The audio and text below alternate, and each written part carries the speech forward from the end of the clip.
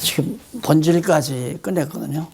어렵게 강의는 한 것 같지만 본질하면 하나님 나라, 지상의 교회, 지상교회, 지상의 천국이죠. 교회라고 하는 것이 바로 행복의 본질이다라는 얘기까지 말씀을 드렸습니다.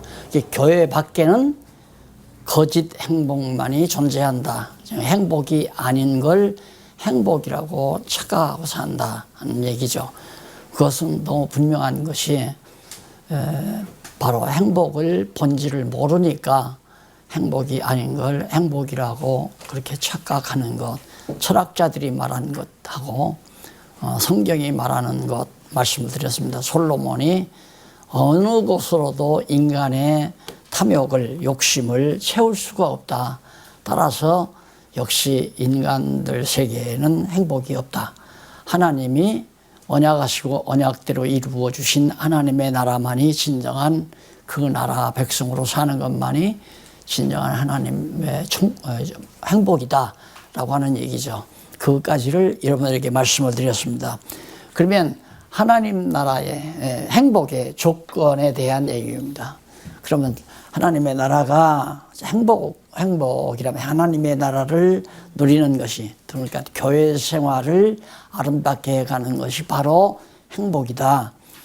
그러면 그 행복의 조건은 뭐냐? 이것이 이제 세 번째로 우리가 생각해야 될 그런 내용인데, 가지고 계신 교재는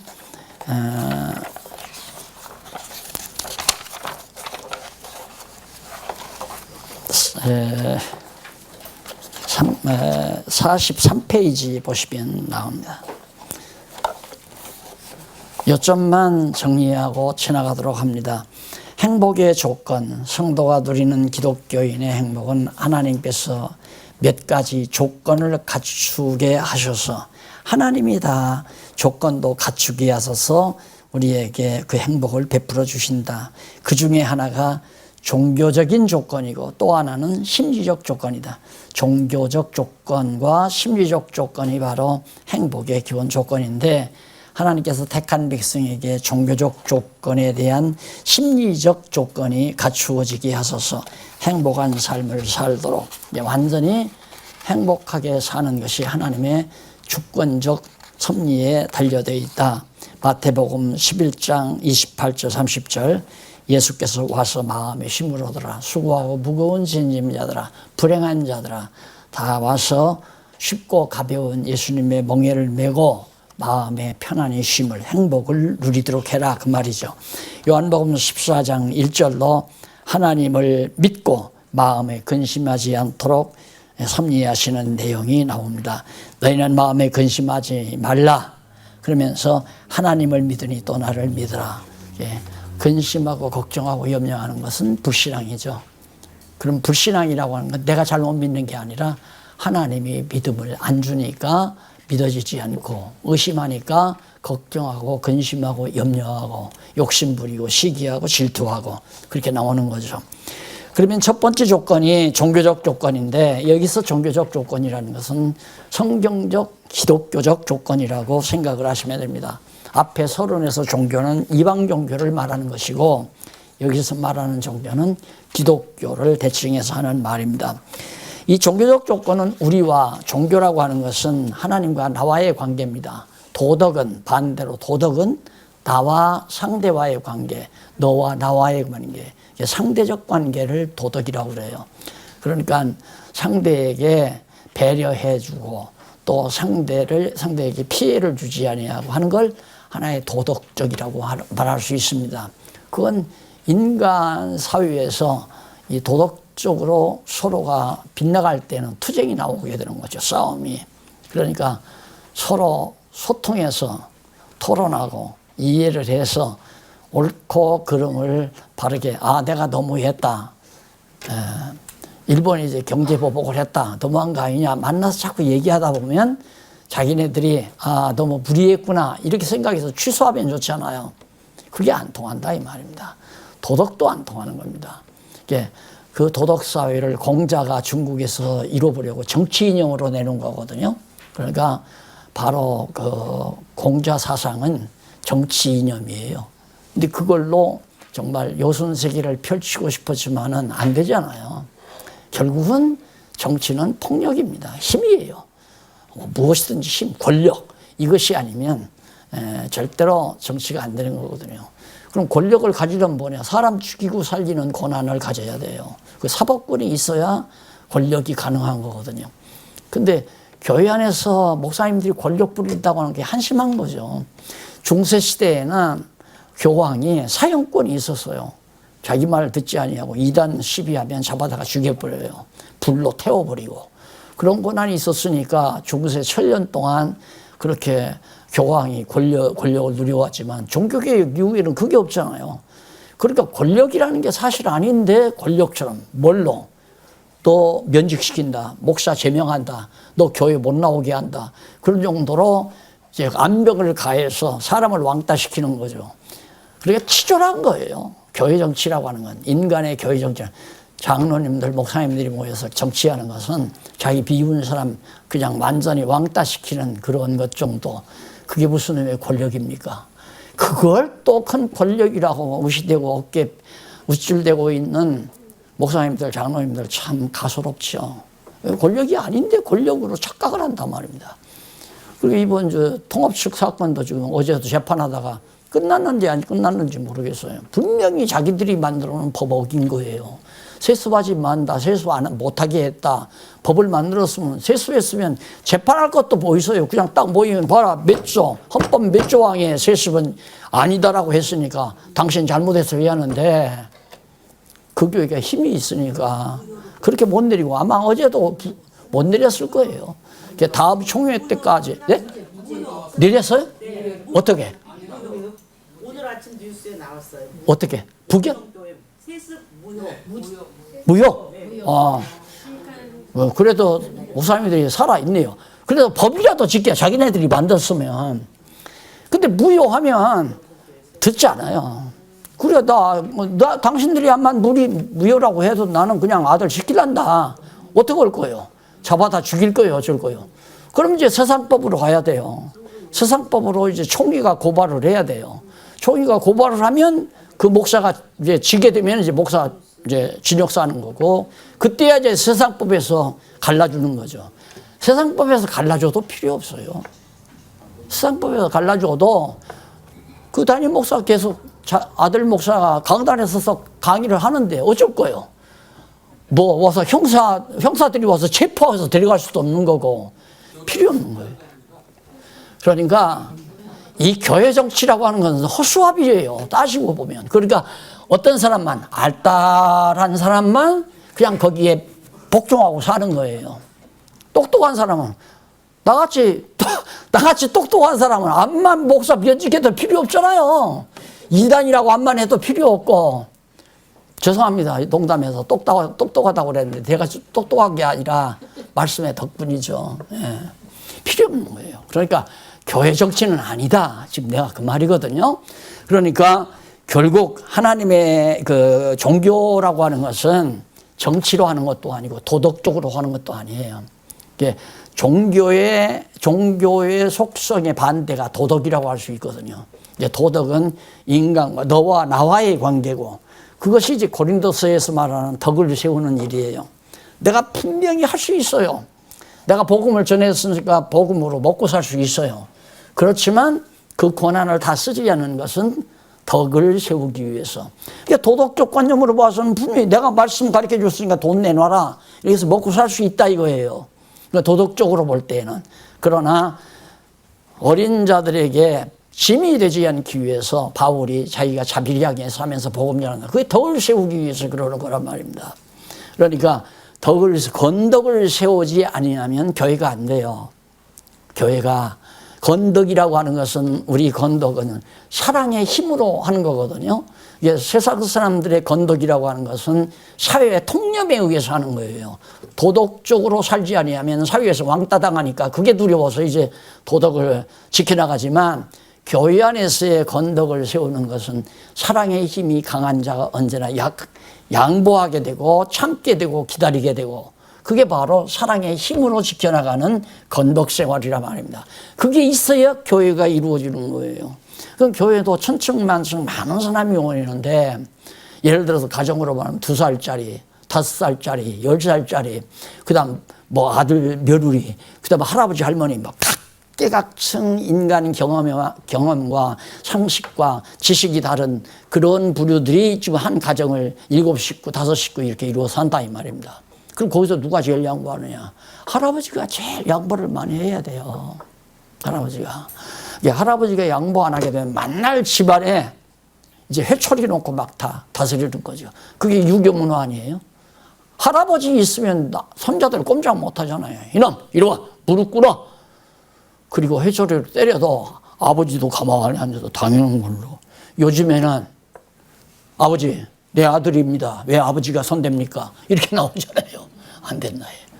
그러니까 지금 내가 너무 이게 시간이 나서 빨리 하니까 이게 도덕과 종교와의 관계, 같은 도덕 개념이라도 교회에서의 건덕이라는 것과 사회에서의 도덕이라는 건덕과는 전혀 다르다. 사회는 체면 때문에 지켜나가는 거고 바로 교회 안에서는 사랑의 덕을 세우는 거예요. 사랑의 덕. 그래서 교회가 이루어지는 거거든요. 참고 기다려. 왜 언제까지? 그때까지. 말을 안 들어도 야 기다려봐라.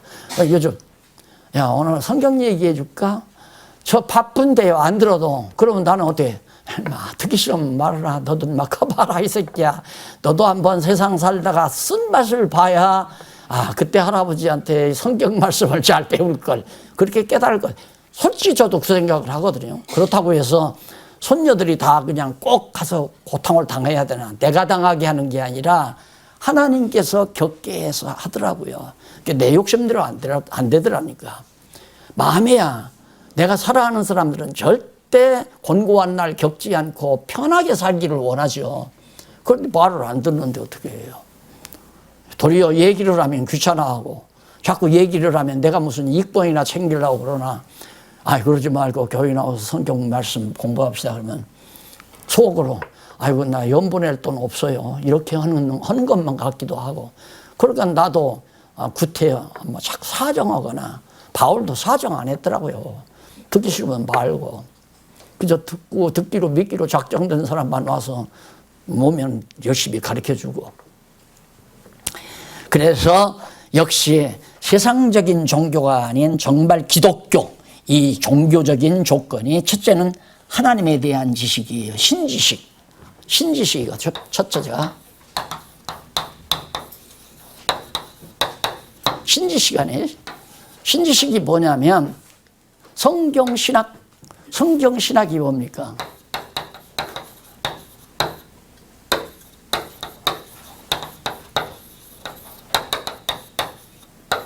성경을 통해서 하나님을 배우는 거 아니에요? 왜? 성경이 하나님 자신을 계시한 거기 때문에 하나님에 대한 지식은 성경 외에는 어디서도 얻을 수가 없어요. 어떤 책에서도 대형 박물관에 가서 다 뒤져도 하나님에 대한 올바른 지식을 얻을 수가 없어요. 성경에서만 얻는 거, 그런 의미에서 성경신학이라고 한 거예요. 제가 명칭을 붙일 때 여러 가지 생각을 했죠. 제가 연구한 이 진리를 어떤 명칭을 붙일까 해서 나름대로 나도 삼위일체론적 교위신학 뭐 이렇게 붙여보려고도 하고 여러 가지로 생각해도 마음에 안 차요. 그런데 어느 날 갑자기 아니지. 하나님에 대한 지식은 성경에서밖에 얻을 수가 없지. 됐다. 성경신학. 얼마나 심플하고 좋아요. 아주 정확하고. 그래서 성경 공부 그러는 거거든요. 그 말은 하나님 알아야 됩니다. 하나님을 알아야 정말 진짜 행복의 첫 번째 조건이 그게 종교적인 조건이죠. 하나님을 아는 데서부터. 근데 성경 모르고 하나님을 어떻게 알아요? 그러니까 내가 어렸을 때 하나님 교회 다니는 사람의 눈에는 비가 오고 안 다니는 사람의 눈에는 비가 하나도 안 왔으면 좋겠다. 그게 내가 알고 있었던 내가 어릴 때 생각하고 있었던 하나님이에요. 그런데 그렇게 안 하더란 말입니다. 그러면 둘 중에 하나예요. 정말 내가 교회를 잘못 다녔던가 안 그러면 하나님이 안 계시던가 내가 생각하는 하나님이라면 그런 문제가 성경신학을 통해 다 해결돼 버렸잖아요. 지금도 그러잖아요. 만약에 우리는 정말 성경대로 바르게 믿고 가르치니까 우리 교회는 날로 부흥돼야 되잖아요. 막 돈 많은 사장도 기업인들도 들어오고 막 정치인도 권력 있는 사람 들어오고 막 그래서 몇만 명 이렇게 들어와서 이렇게 화장실처럼 지을 게 아니라 그냥 대에서 그러면 고딕식으로 유럽의 뭐 성당들처럼 그렇게 하나 지어놓고 하도록 하나님이 축복해 주면 안 되나? 안 그래요? 그런 생각 하잖아요. 그런데 그게 아니라 이거 하나 지어놓고도 이렇게 하나님께서 이런다면 이거 하나님 안 계신 거 아닌가? 성경대로 바르게 하려고 하는데 왜 이 시련을 줘? 이해가 안 가는 거죠. 그런데 성경을 알고 보니까 욥도 하나님께서 망하게 하던데 하나님의 백성들을 갖다가 애굽에다 집어넣어서 400년 종살이하게 하던데 하나님께서 세우신 나라 유대민족들을 바벨론에 포로로 잡혀가서 70년 포로 생활하게 하고 예루살렘 성전 다 헐어버리고 다 그러시던데 왜? 하나님의 능력의 영광을 드러내. 그걸 깨닫고 나니까 이렇게 되지는 이 자그마한 이 교회 하나도 이렇게 되지는 것도 처음에는 조금 전혀 믿었죠. 우리 교회는 절대 그런 일이 없을 거다. 철석같이 믿었는데 그게 무너져 버리니까 저도 처음에는 어지러질 하더라고요. 정신 못 차리겠더라고요. 그래서 조금 지나서 이거 아니야. 정신 차려. 내가 왜 이래. 그리고 성경적으로 하나하나 정리하면서 이거 하나님이 하신 일이다. 하나님께서 사도 바울이 제일 먼저 기억나네요. 하나님께서 분당이 있어야 교회가 분당이 생겨야 옳고 그름이 드러나느니라. 바울이 그 말을 했을 때 그 말씀을 퍼뜩 기억나면서 맞다. 하나님께서 옳고 그른 것을 분별시키기 위해서 하나님께서 이렇게 하게 하셨구나. 그래가지고 그 다음 이제 사람 미워하지 하면 안 된다. 하나님께서 어두운 영을 시켜가지고 사단에게 다 허락해서 사단의 종로로 타게 해가지고 남비 욕하고 험담하고 막 온갖 막 탐욕을 다 부리게 만들고 그 사람이 하는 게 아니다. 그러니까 사람 미워할 필요 없다. 그러면서 우리 정리했잖아요. 그러니까 그런 문제가 내가 어린 시절에 우리 논에만 우리 아버지가 이제 영수고 그때는 영수였으니까 교회의 대장인데 우리 아버지가 하나님 우리 논에는 비가 오게 하시고 날 주먹으로 때리는 놈 저놈 집에는 저놈이 야 너 하나님 봤어 한 놈 그놈의 논에는 비 한 방울도 안 하게 해달라고. 그때 알았던 하나님의 지식이 그대로 지금도 있다면 나는 하나님 안 믿죠. 뭐야 이거. 그리고 세상 아까 말씀했잖아요. 예수님 오시기 직전에 완전히 신자는 없어요. 불신자는 완전히 승리예요. 완전히. 이런 법이 어디 있어요. 요한계시록에 계시던 이 미래상. 그러니까 이 지상에서는 정말 옳고 바른 것이 꼭 승리만 하는 게 아니다. 그래서 다 어둠 속에 있다가 다시 회복했다가 또 어둠으로 들어갔다가 회복했다가 어둠으로 들어갔다가 이러면서 완전히 패배했을 때 그때는 짐승 권세가 완전히 세상을 지배했을 때 예수님이 오신다 그 말 아닙니까? 왜? 하나님의 능력을 드러내려고. 그러니까 이런 하나님의 역사 섭리를 아니까 교회가 정말 어지러워져도 또 옳은 말하고 핍박을 받아도 이런 것들이 다 이해가 가잖아요. 하나님이 당신을 계시하기 위해서, 즉 하나님을 우리들에게 완벽하게 알게 하기 위해서. 그러니까 아까도 말씀드렸잖아요. 내가 성경을 모르고 하나님을 제대로 몰랐다면 난 안 해요. 나 예수 안 믿어요. 예수 안 믿고 아까 말한 대로 나도 괴물처럼 돼가지고 이 땅 위에 이상향 이루어야 된다. 그래서 나도 아마 정치에 뛰어들었을지도 모를 거예요. 야, 공신짝 하나 받고 도장 찍어서 되냐? 이래가면서 얼마나 살아야지. 똑똑히 정의를 실현해야지 해가면서 정의 실현한다고 한들 내가 괴물이지 그게 제대로 된 놈입니까? 그러니까 자기가 이 땅에서 이 세상을 평정하게 한다고 설치는 인간 보면 내 눈에는 괴물로 보여요. 괴물로. 그거 안 되는. 자기가 하나님인가? 자기 마음대로 세상에다 완전히 복리민복? 백성들을 아유 복스럽게 잘 살아가기 위한 것이 바로 정치다. 슬로건은 좋죠. 백성들을 행복하게 살게 하는 것이 정치다. 뭘 행복하게 살아요. 다 어리수하고 모르는 사람들 다 속여먹고 살았는데. 그래서 정치는 나는 저기를 내리기를 가장 점잖하게 내린 정치가 뭐냐면 잘 백성들을 속여먹어야 명정치가다 그 말이에요. 가만히 있으라 그래서 별아 소리라도 해서 백성들을 적당히 기분 좋게 속여먹는 능수능란한 능구렁이가 명정치가다. 그러니까 정치할 수 있는 사람은 구렁이 같아요. 이래도 허허 웃고 저래도 허허 웃으면서 슬슬 뒤치고 옆치고 앞치고 해서 다 이용해 먹는 그런 노련한 아주 능구렁이 같은 인간이 대정치가라고 그렇게 말할 수 있는 거란 말이에요. 트럼프 보세요. 기가 막히잖아요. 여기다가 딱 나타나서. 트럼프만 그런 게 아니에요. 다 옛날 나 정치들도 다 똑같아요. 누구나가 다. 아베 보세요. 아베 딱 얼굴색가 안 변하고. 왜? 지금 미국도 전 세계를 지배하려고 중국도 하려고 하는데 우린들 왜 못하냐. 우리 옛날 꿈 다시 한번 살리자 이거 아니에요. 믿으면 안 돼요. 누구도 믿으면 안 돼요. 안 된다 이 말입니다. 그래서 백성이 하나님을 아는 지식이 없어 망한다. 호세아 6장 6절에는 번제보다 하나님을 아는 것이 중요하다. 하나님 앞에 제사 드리는 것이 중요한 게 아니라 하나님 신 지식이 중요하다. 성경신학 성경 공부하는 게 중요하다 이 말이에요. 요즘으로 하면 예배 드리는 것보다 성경신학 공부하는 게 성경 공부하는 것이 더 중요하다. 왜? 하나님을 아는 것이 가장 중요하니까. 양 잡아서 제사 드리는 게 뭐가 그렇게 중요하고 11조 가지고 가서 예배 드리는 게 뭐가 그렇게 중요합니까?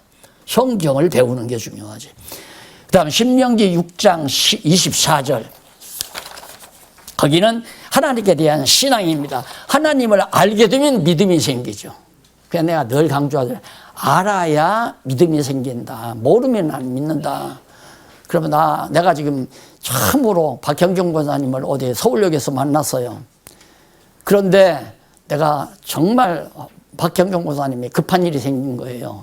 그런데 내 옆에 있으니까 너희들 나한테 이 짐 좀 보따리 좀 잠깐 가지고 계세요. 보관하고 내가 잠깐 급한 일이 있어서 저 슈퍼마켓에 좀 다녀올랍니다. 안 맡기죠. 지혜로운 분이나 안 맡기죠. 한동안에 들고 튀면 어떡할 거예요? 예? 그 보따리 안에 뭐가 들었는지 어떻게 알아서.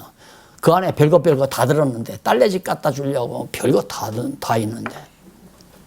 지금은 제가 안 만들어 말고 목사님 좀 맡아줘요. 나 좀 급하니까. 그럼 이거 내가 들고 가라고요? 맡아줘요. 억지로라도 나한테 맡기고 가죠. 왜? 안 틀 거겠죠? 지금. 알아야 믿어져요. 알아야. 하나님이 어떤 분이신지를 알아야 두 번째로 신앙이 생겨요. 이게 행복의 조건이에요. 하나님께 다 맡겨버리는 거예요. 내 장래도, 내 건강도, 내 집안도, 내 모든 교회도, 내 나라도, 온 이 세계 땅덩어리도.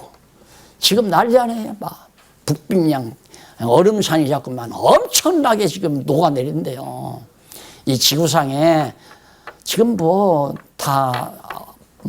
신문 보시니까 아시겠지만 엄청난 재앙이 몰려온다고 난리들을 치고 달이 크게 보이는 때 지상에 꼭 큰 지진도 나고 했다고 그런 소리도 나오고 하여튼 일기 변화도 엄청나고 모르죠. 내일 지금 폭풍이 여기 오다니까 폭우가 쏟아질지도 모르고 하여튼 전 세계적으로 엄청난 시상의 변화가 오잖아요.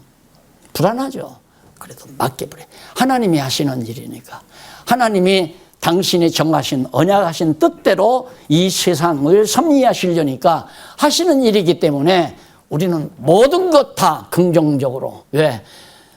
내 중심으로 긍정적으로 보는 것이 아니라 하나님 중심으로 긍정적으로 본단 말입니다. 그러니까 마음에 평안할 수밖에 없잖아요. 다 맡겨버리니까.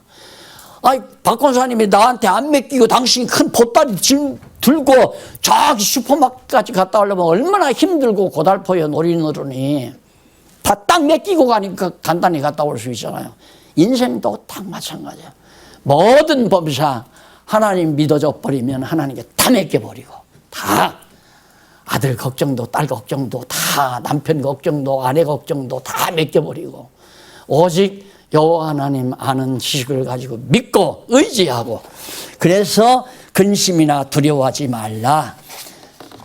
그래서 이제 심리적 조건이 이루어지는 거예요. 다 맡겨버리니까. 그래서 거기 위에 47페이지 제일 위에 신명기 6장 24절 보면 규례와 명령은 백성의 행복한 삶을 위한 것. 하나님께서 모세를 통해서 규례와 여러 가지 계명을 줬잖아요. 그건 백성들의 행복, 백성들을 행복하게 살게 하기 위해서 그런 거다. 하나님은 우리를 행복하게 하려고 다 존재하시는 분이니까 당연히 우리는 하나님께 다 맡겨야잖아요.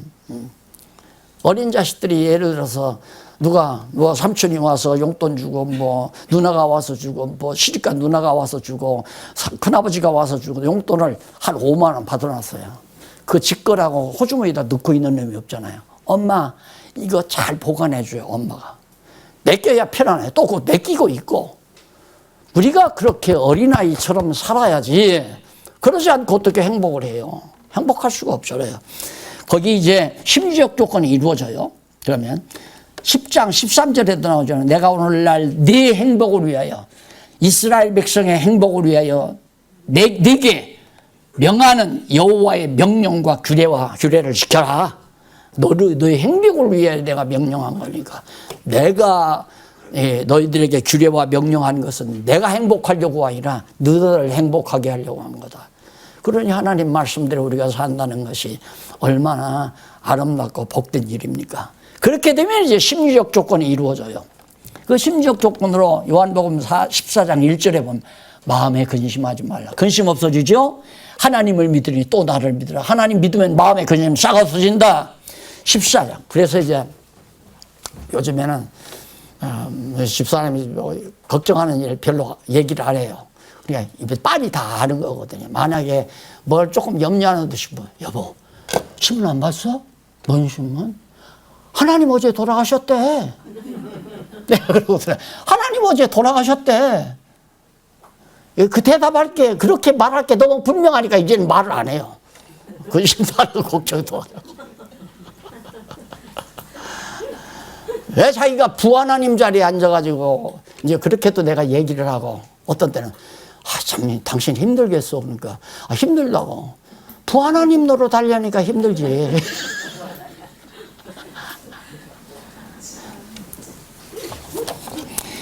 요한복음 14장 27절 평안을 준다며 근심이나 두려워하지 말라. 하나님께서 무조건 근심 걱정하지 말라 그게 아니라 내가 너희에게 평안을 줄 터이니까 근심 걱정하지 말라. 그러니까 근심 걱정 염려 안 하는 것도 하나님의 주권에 달려 있어요. 하나님께서 그렇게 믿음도 줘야 되고 성경을 깨닫는 지혜도 주고 알았어요? 지혜도 주고 믿음도 주고 그래야 우리 마음의 평안도 하나님이 그래야 이렇게 해서 하나님 알게 해서 믿음 줘가지고 평안케 해서 근심 걱정 없어지게 한단다. 그게 행복 아니에요? 심령의 평강이 이제 나오는데 요한복음 16장 28절 33절 알게 하시고 믿게 하여 평안을 누리게 알게 하고 하나님을 알게 하고 믿게 해서 평안 준다. 어떻게 그렇게 딱딱 맞아요 성경이. 예? 알게 하고 믿게 해서 평강을 준다. 평강. 그래도 성경 공부 안 하려고 하는데 뭐 안 하려고. 왜? 가만히 앉아서 텔레비 보는 게 편안하거든. 그 평안은 거짓 평안이에요. 텔레비 보는 순간 다른 거 다 잊어버리거든. 낚싯대 던져놓고 다른 거 다 잊어버리는 거나 텔레비 보면서 다 모든 거 잊어버리는 거나 똑같은 방법이에요. 텔레비 꺼지면 또 근심 걱정 또 몰려오죠. 그러니까 절대로 잠 설치지 않으면 텔레비보다 잠자지 말라. 왜? 텔레비 볼 때는 평안했는데 텔레비 꺼지는 순간 걱정 근심이 다 몰려오니까 밤잠 설치는 거죠. 만족감의 충만. 골로새 3장 15절도 그리스도의 평강이 마음을 주장하게 하라. 하나님께서 평강 주신 그 평강으로 우리의 마음이 온통 주장된다. 시편 131편 1절 3절 제가 늘 즐겁게 말씀드리는 젖된 어린아이처럼 마음이 평온케 한다. 누가? 하나님께서. 다윗이 한 얘기예요. 일국의 왕인 다윗이 엄마 품에서 젖된 어린아이가 엄마 품에서 젖을 먹고 시커 먹고 젖꼭지를 입에서 빼고서 아주 고요히 잠든 어린아이처럼 그렇게 내 마음이 평온합니다. 여호와께서 성을 지키지 아니하시면 지키는 자의 수고가 헛되고 여호와께서 집을 세우지 아니하시면 세우는 자의 수고가 다 허사다. 가정이 세워지는 거나 교회가 세워지는 거나 모든 게 다 여호와께서 다 하셔야지. 나라를 지킨다고 왕이 밤잠 안 자고 뭐 만날 지하에 가서 국무회의 한다고 나라가 지켜져요? 그게 안 지켜지죠. 하나님께서 지켜야 지켜지는 거고요. 이거 다 배운 거니까 그냥 넘어갑니다. 그 다음 4절, 제4절 행복 후 결과. 그러면 행복만 하면 되냐? 아니에요. 행복하면 어떻게 되냐? 진정한 사랑이 우러나와요. 거기 보면 데살로니가전서 1장 2절 4절까지 보면 성도의 믿음의 역사와 사랑의 수고 나오잖아요. 성도 안에서 여호와 하나님을 믿는 믿음이 막 역사되면 내 마음이 평온하게 돼가지고 사랑의 역사, 사랑하지 않고는 못 견디는 거죠. 사랑하며 살게 된다 이 말입니다. 그러니까 이게 이제 사람이 그래요. 사랑을 받든가 사랑을 하든가 해야 하는데 우리 인간은 거꾸로 되잖아요. 어렸을 때는 부모의 사랑을 받아요. 그러다가 조금 머리가 굵어지면 부모 사랑 받아가지고는 안 돼. 자기가 누군가를 사랑해야 돼. 그러다가 남녀가 만나잖아요. 남녀가 사랑하려고 만났으면 사랑만 해야 하는데 사랑한다고 만나가지고는 티격태격 싸우게 되고 나중에는 서로 조율을 하고 양보하고 그래야 가정이 좀 편안한 듯 싶지만은 그건 속이 썩어져 가는 편안이죠. 그 옛날 어른들이 한 번 결혼하면 죽을 때까지 그냥 사는 이유는 여기 아내들이 여기 뭉쳐가지고 백이잖아요. 화병 난다고 하잖아요. 그 옛날에는 다 아내들이 다 화병으로 죽잖아요. 참으니까. 근데 참는 게 아니라 워낙 주먹이 무서워서 남자의 폭력이 무서우니까 찍소리 못하고 말도 못하고 3년 벙어리 3년 규모거리 뭐 3년 봉사 이렇게 살으라고 하잖아요. 그리고 살다 보니까 응어리가 맺혀서 병들어 죽는 거죠. 그래서 평안한 거지 그게 참 평안이 아니죠. 완전히 남자의 막 폭력이 휘둘러지는 가정이죠. 그래서 지금은 여자들이 안 당하려고 하잖아요. 그러니까 맞서는 거죠. 맞서. 설거지 좀 해. 나만 해야 돼? 애기 기저귀 좀 갈어. 왜? 내 자식이야? 당신 자식이지.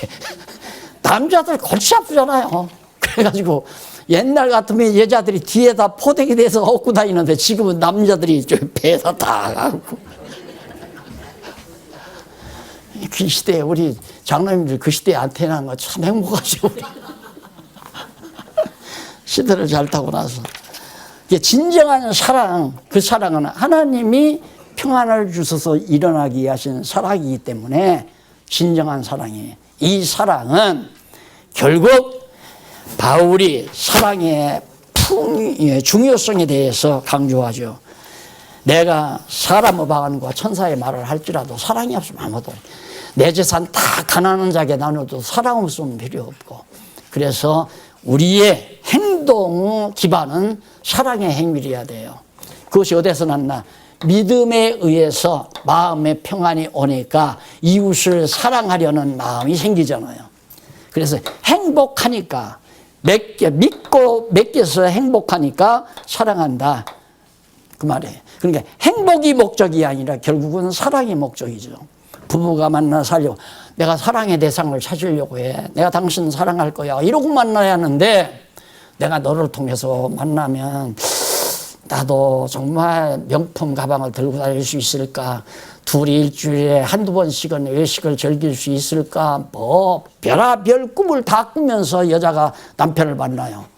남편은 내가 정말 너를 이용해서 내가 행복할 수 있을까? 속으로 그거란 말입니다. 그러니까 어떻게든 이 꼬드기려고 별짓을 다 하잖아요. 그래 연애 시절 잘하던 사람은 결혼 생활만 완전히 파철이에요. 파철. 연애 때 잘하면 저 녀석 아무리 돼서 괜찮다 이렇게 봐야 하는데 여자들이 속잖아요. 연애 때 살살살살하고 뭐 선물 잘 사주고 야 평생 그럴 줄 알고 휙구덕 넘어가 버리면 다시는 고칠 수 없이 그래서 이제 이혼도 하고 이런 결과가 나오는 거죠. 자, 그래서 결국 중요한 것이 뭐냐면 행복의 결과가 진정한 사랑이 내 안에서 일어난다. 이게 사랑을 해야 되겠는데 사랑을 받다가 이제는 컸으니까 사랑을 하며 살아야 되잖아요. 그 사랑의 대상이 자꾸 변질하니까 이제는 강아지 데리고 반려견이라 해서 완전히 강아지하고 살잖아요, 강아지. 그래서 공원에 산책하러 이렇게 나가면 강아지 끌고 나오는 여자 보면 한심해요.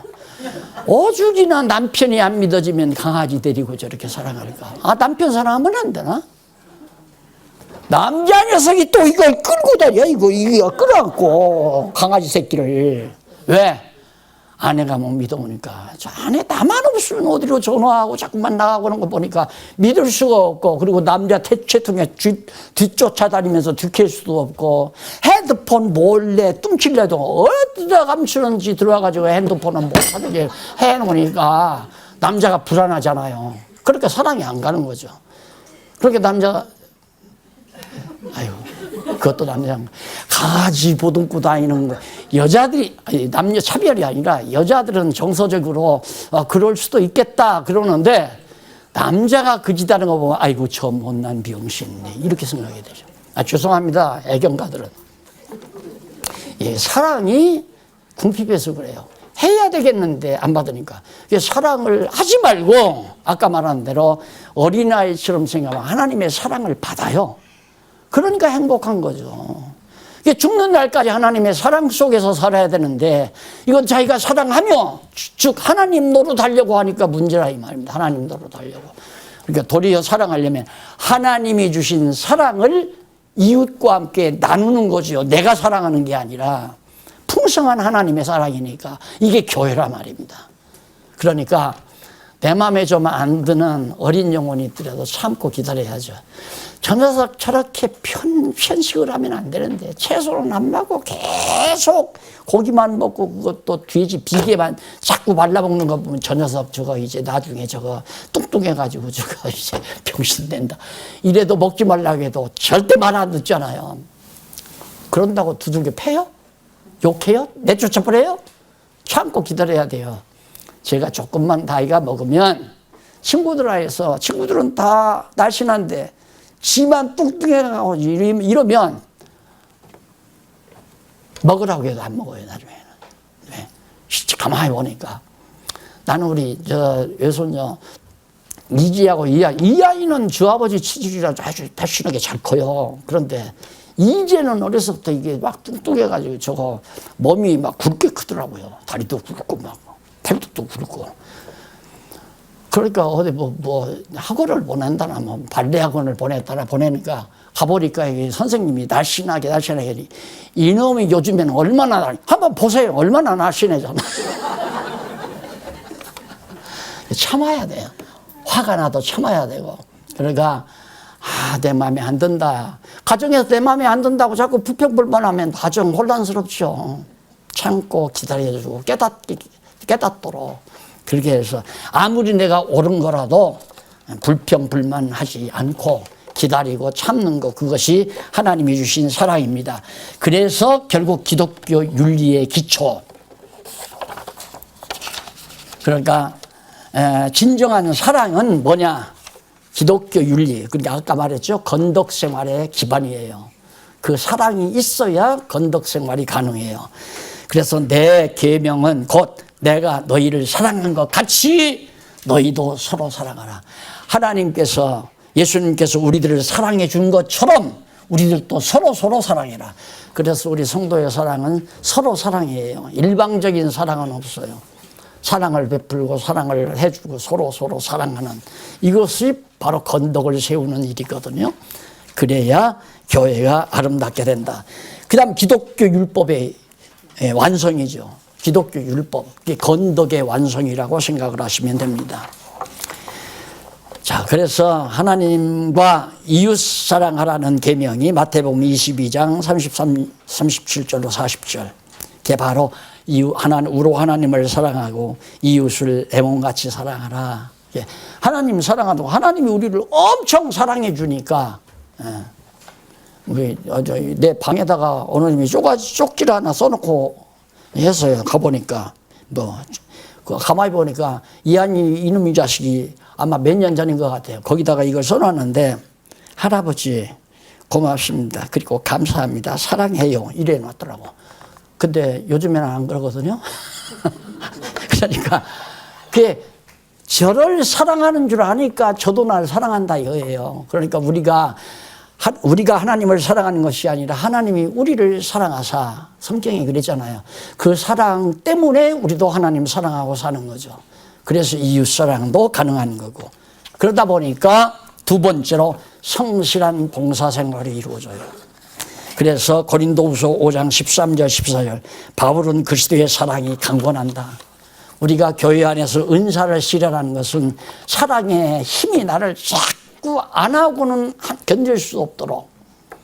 그러니까 나이 많은 부모가 농촌에서 허리가 굽도록 콩 심고 팥 심고 마늘 심고 계속해서 풀 메고 일하는 것은 딸 자식들이 오면 보따리 해서 사주려는 그 사랑의 힘으로 그렇게 하는 것처럼, 우리가 하나님께로부터 오면 사랑의 힘이 없이는 은사 실현이 불가능해요. 내가 왜 돈 주면 하고 돈 안 주면 안 하고. 오늘 또 여기다 특강하라 해주라고 하면 내가 왜 그냥 이 엄청난 이런 서울대 교수도 강의 못하는 이 엄청난 내용을 왜 공짜로 내가 얘기해 줘.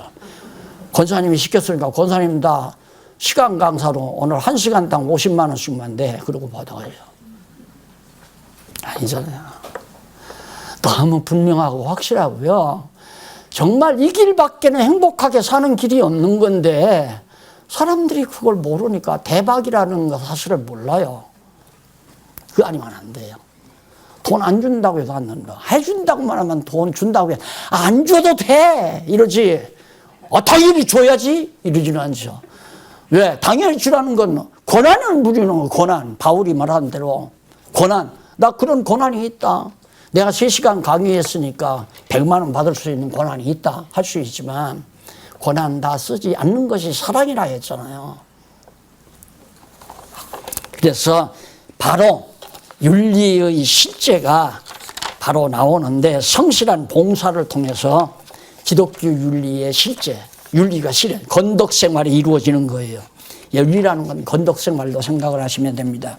그래서 믿음의 행위고 사랑의 힘에 의해서 나타나는 믿음의 행위 나와요.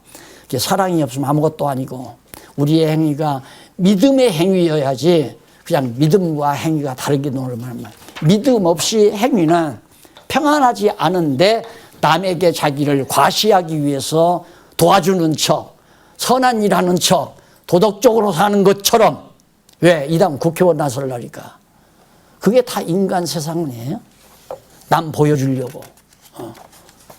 왜? 자기 이름 내려고. 이 다음 나 죽으면 많이 찾아와서 조문하라고. 죽은 다음에 오면 뭘 거고 안 오면 뭘 거요. 아무 필요 없는 거예요. 그걸 사람들에게 과시하기 위해서 많은 사람들 자기가 잘 베푸는 것처럼 그렇게 할 필요도 없는 거고 그냥 하나님의 사랑에 임해 강권당해서 하는 걸로 즐거운 거죠. 사랑을 하면 즐겁잖아요. 그렇게 요즘 아이놈들이 그걸 안다고 그러잖아요. 부모가 속을 상하면 너 언제나 아들 노릇해서 부모 행복하게 할 거냐. 이미 행복했잖아요. 내 엄마가 언제 행복해. 나 낳고 얼마나 좋아하셨어요? 똑똑한 놈 아니에요?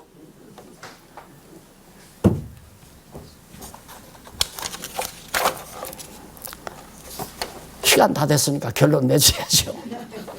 아쉽죠? 자세히 들으시려면 이거 아마 언제 강의한 거 있을 거예요. 한번 꺼내서 차근차근 들으시면 오늘 들은 거하고 배치를 하시면 더 풍성해질지도 모르겠습니다. 어떻게 강의했는지는 모르겠어요. 그러나 줄거리는 바로 이렇습니다. 결론은 뭐냐?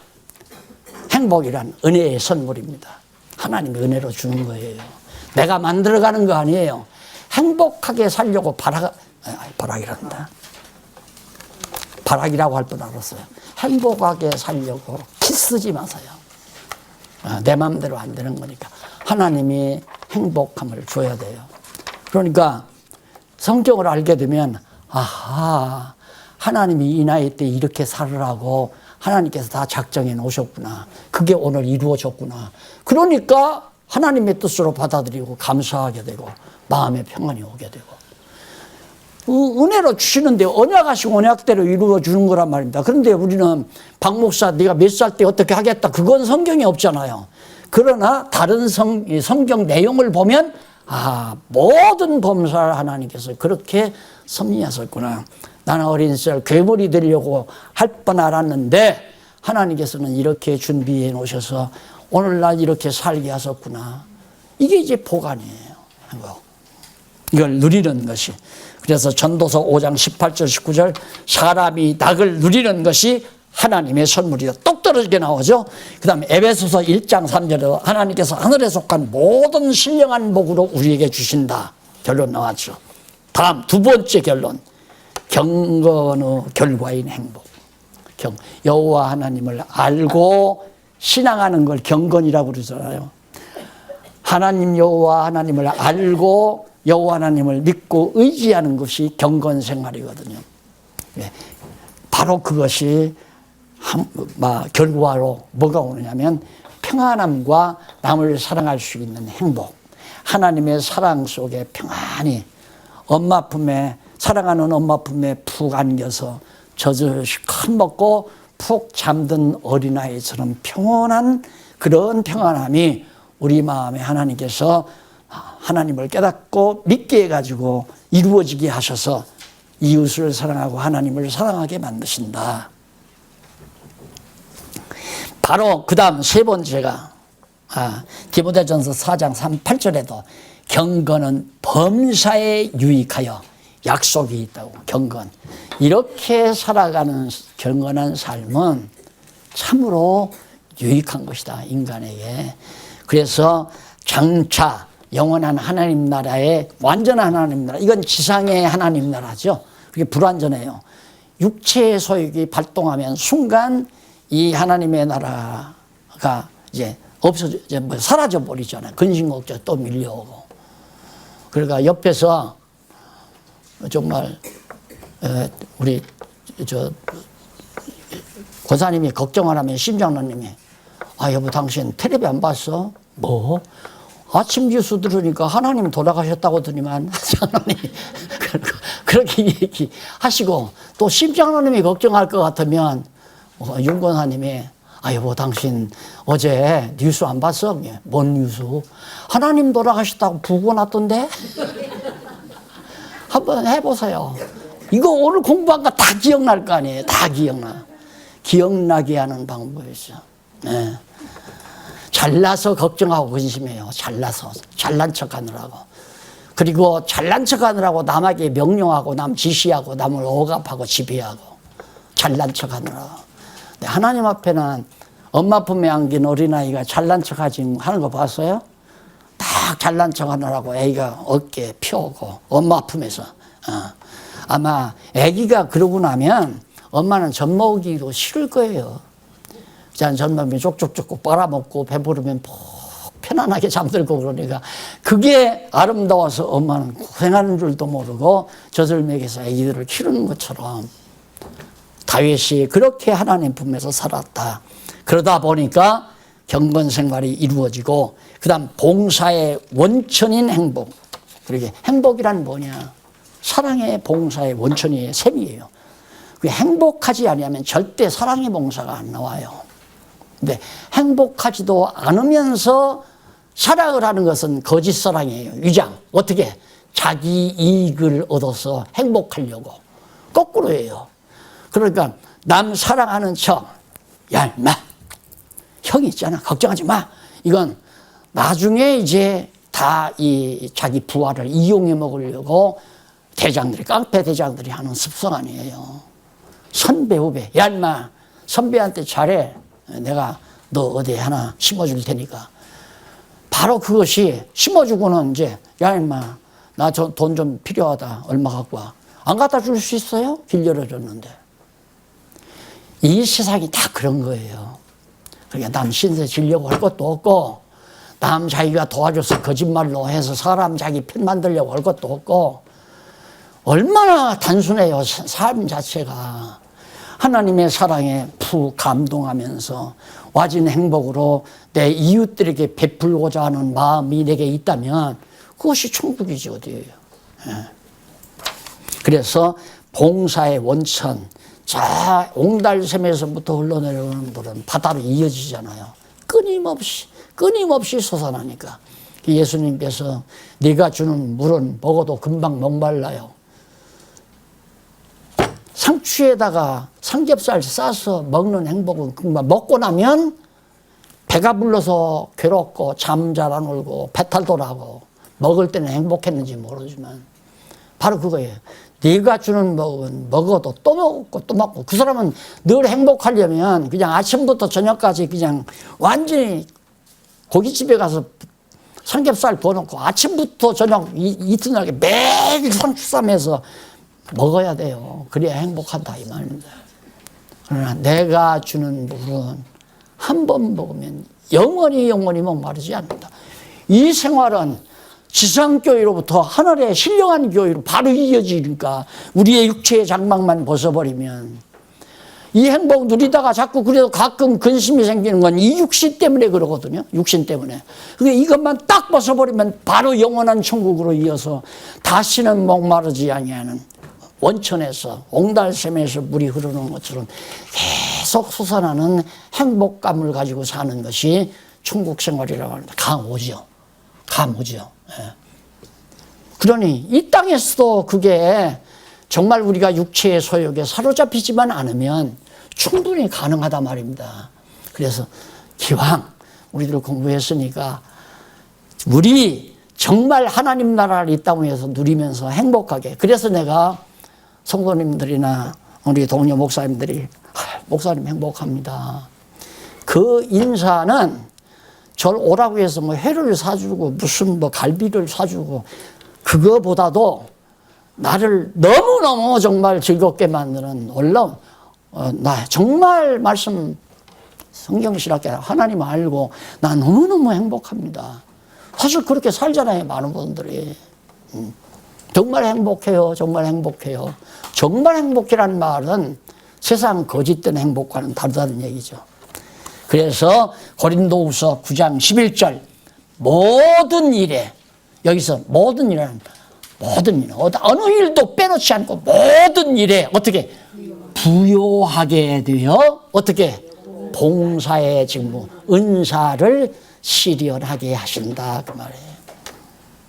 강아지 사랑하는 것보다 훨씬 행복하겠죠. 강아지도 사랑하다가 이 새끼가 말 안 들으면 쥐어 패요. 강아지를 왜 좋아하느냐면 자기가 하라는 대로 잘하니까 발하면 발 올려놓고 꾸러오면 꾸러 더 좋아해요. 그러면 자기 명령대로 움직이니까. 그리고 변치 않고. 그건 이제 가짜죠. 그런 행복은.